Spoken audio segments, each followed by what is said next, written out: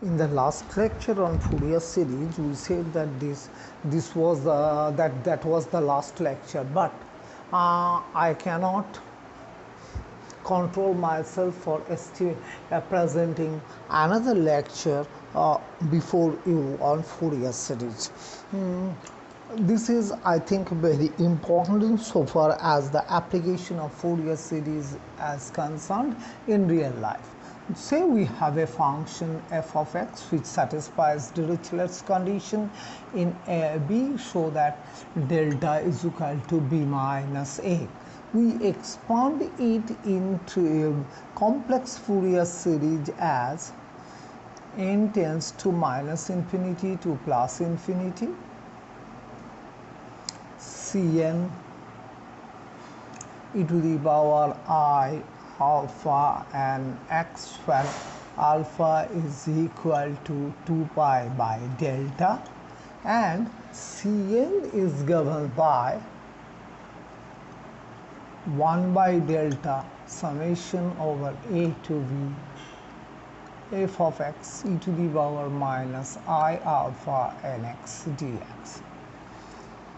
We know that if we actually consider infinite number of terms, then the quantity on the right hand side indeed approaches to the functional value at that point, if the point is a continuous point. If the point has a finite discontinuity, then the right hand side approaches the average value at the point of discontinuity. But in reality, it is not possible to consider infinite number of terms. So what one does? One does a partial sum Sn of x, which is n is equal to minus n to plus n Cn e to the power I alpha n x.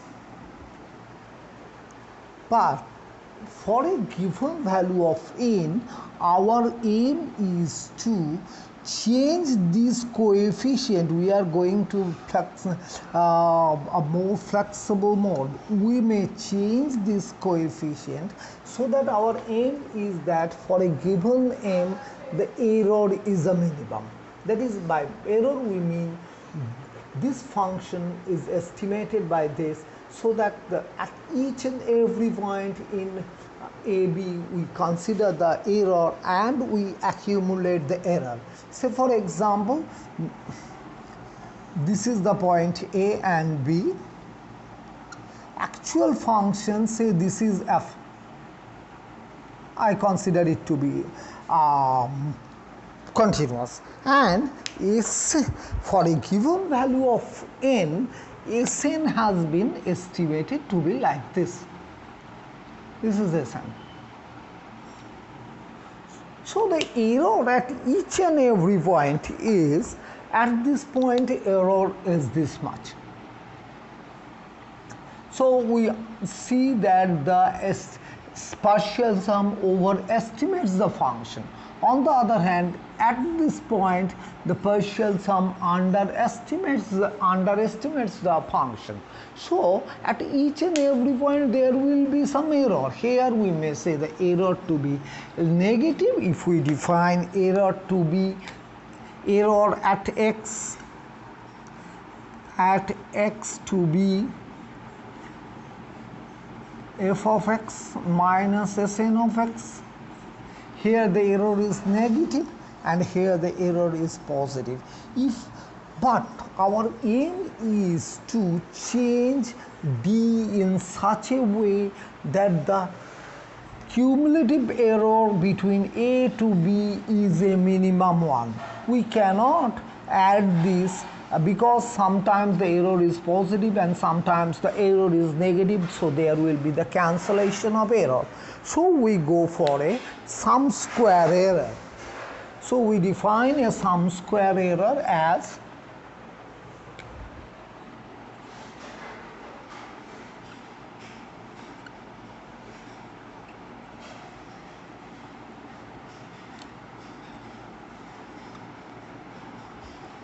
epsilon n is equal to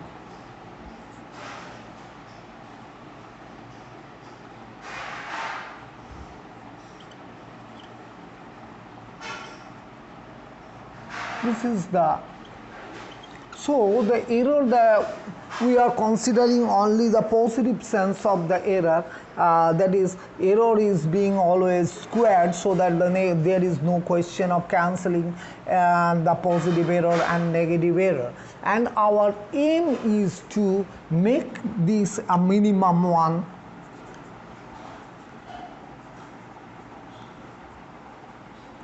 for a given n. That is, we are going to change the coefficient, so we are looking for which coefficients will make the error sum square error minimum. Let me write it again as now.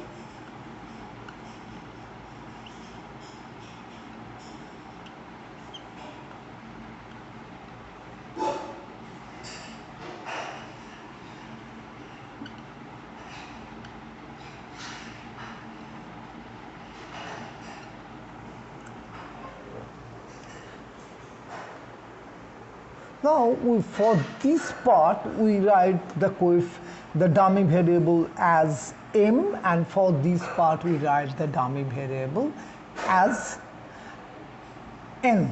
So we have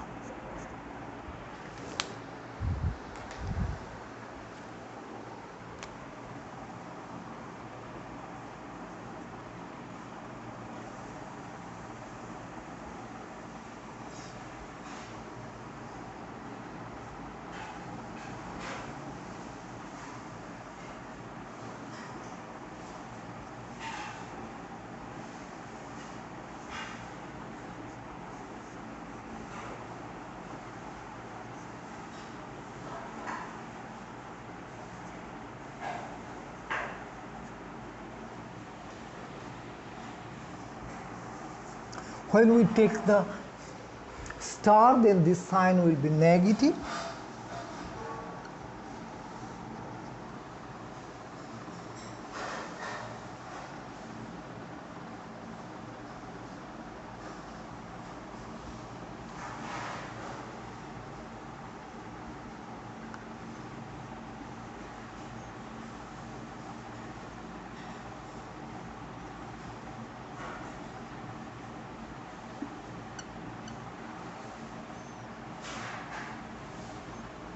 Yes.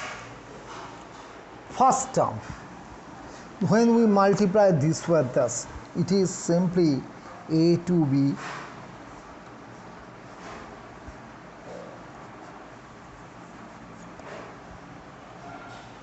then we multiply this with this, and for this part, actually let me first write this.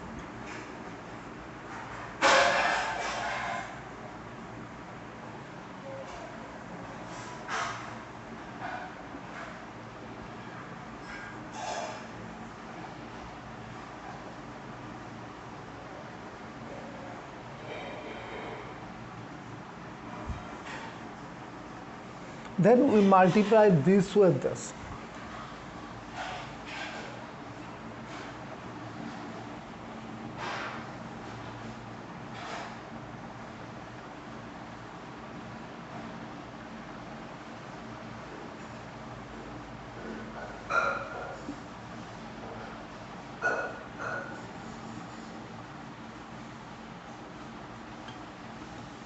Then the last two term, which is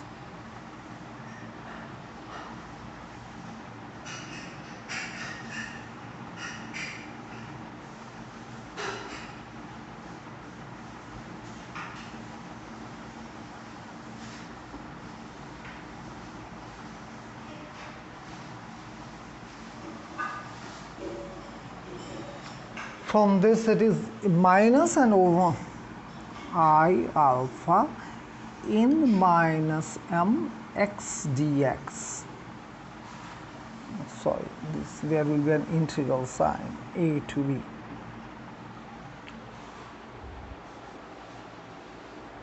Now we write this as, this part is kept intact.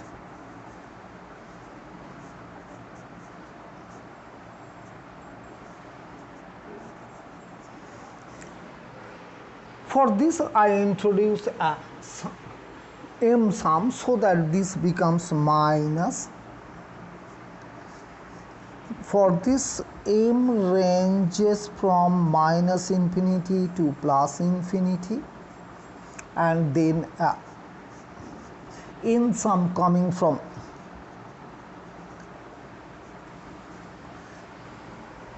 this is Cm star dn.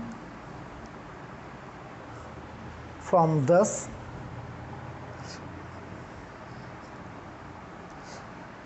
a part e to the power like part is there, I am taking it all together. Then from this term,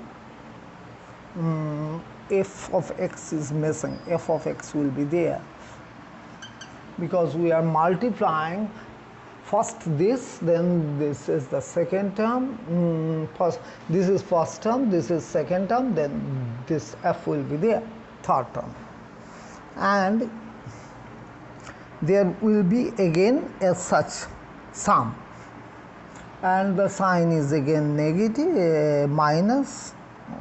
I have taken minus common, so it is plus.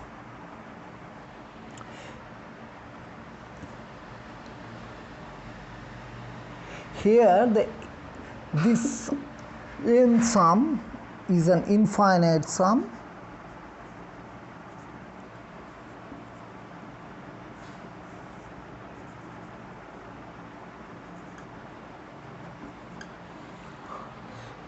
because the m sum here comes from dm. So this is dm star cn, and then this as minus is taken, so this is both the m is equal to from minus n to plus n, then n sum is also this.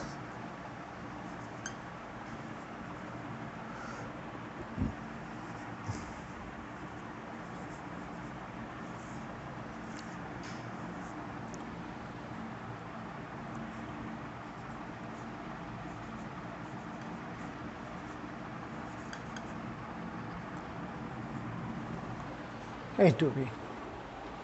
If we consider this term, it is n positive, m negative. So, and this term is simply equal to delta delta mn.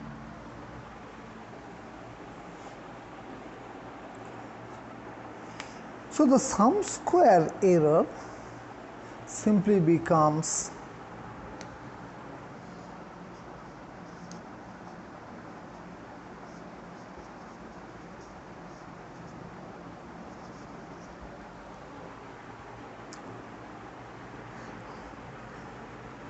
a delta will come, and so we write minus delta, and one sum will go and other sum will remain.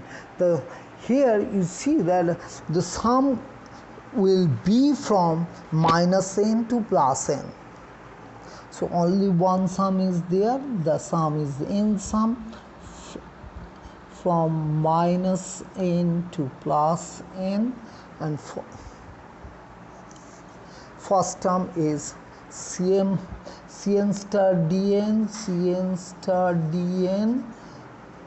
then plus dn star cn, then dn star dn.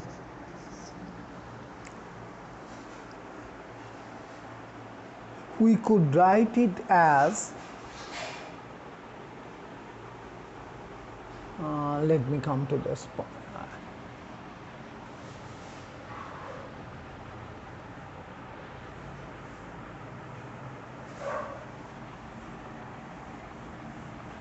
This line comes to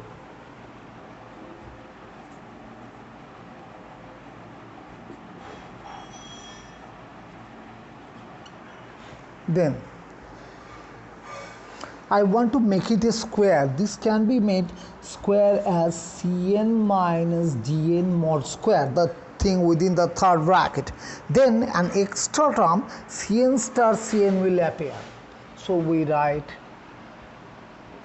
and this term will be like delta summation over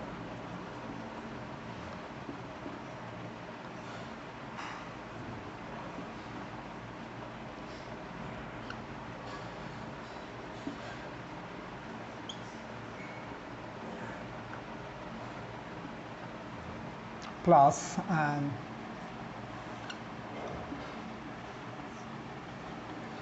if we do this, there will be term like Cn star Cn. Actually this is equal to Cn star minus Dn star into Cn minus Dn. So the term will be Cn star Cn minus Cn star Dn minus Dn star Cn plus Dn star Dn. Here we have this term with a negative sign, so to adjust this, with this sign is made positive. So this is the thing. So we have all these three terms, only this term has been added, so we have to subtract this term. Now our objective is to make epsilon n positive, as small as possible for a given n. Epsilon n for a given n will be a minimum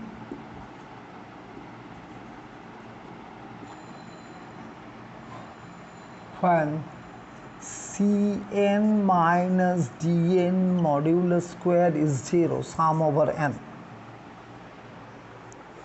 Since it is a square, essentially positive quantity, so to make epsilon n 0, a minimum, this has to be made 0.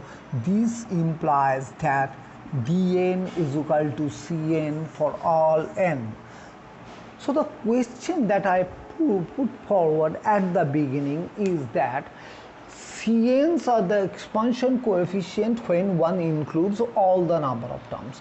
If one estimates the series by a finite number of terms, as in this case, this is 2n plus 1 number of terms, we estimate it, and we want to get a minimum value of the sum square error. So we allowed the flexibility that the expansion coefficient may also undergo change. So we used other expansion coefficient Dn, not Cn. And we found that for the minimum of sum square error, Dn has to be equal to Cn. That is, when we estimate the series by finite number of terms, the expansion coefficients for exact expansion, that is with infinite number of terms, gives you the least possible error. Now we come to the point that for minimum error,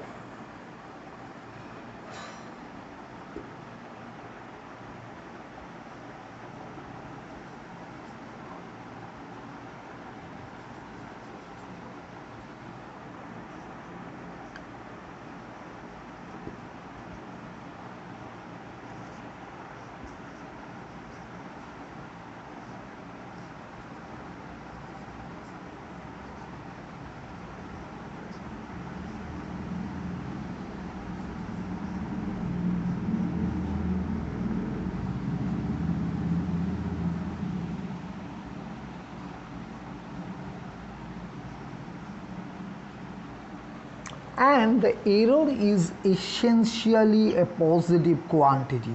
Equal to sign appears, the equal to sign appears only when capital N tends to infinity, then there will be no error in the estimation. So we conclude that in general,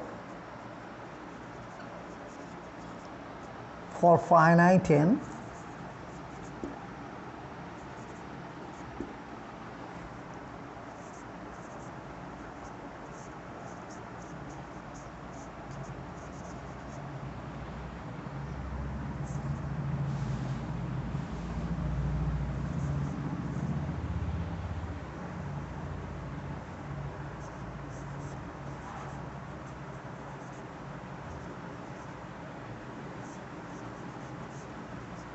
this is greater than. This result is known as Bessel's inequality.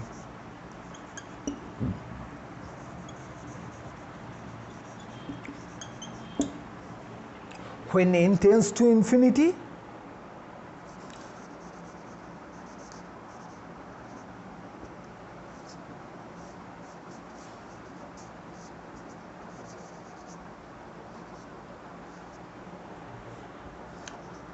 the equality sign holds.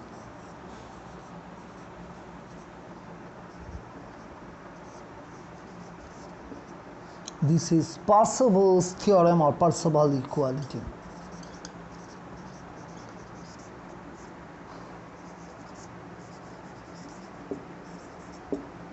Or theorem.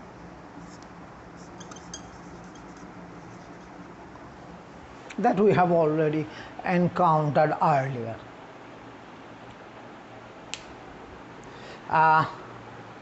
This is the error analysis of Fourier series, which are very seldom found in textbooks, but in a book of quantum mechanics by Powell and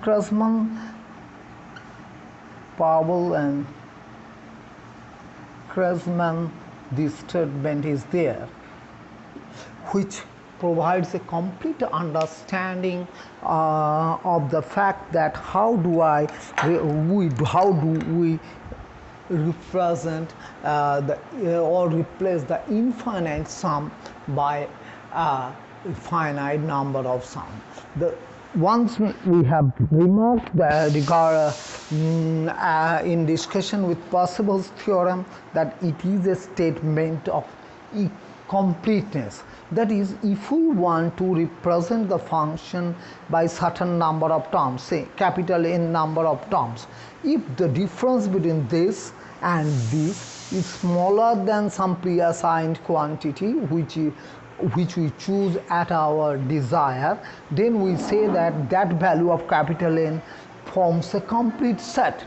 If we increase accuracy, then the capital N value has to be increased. And when we are going to error as small as we please, then capital N has to be taken to infinity.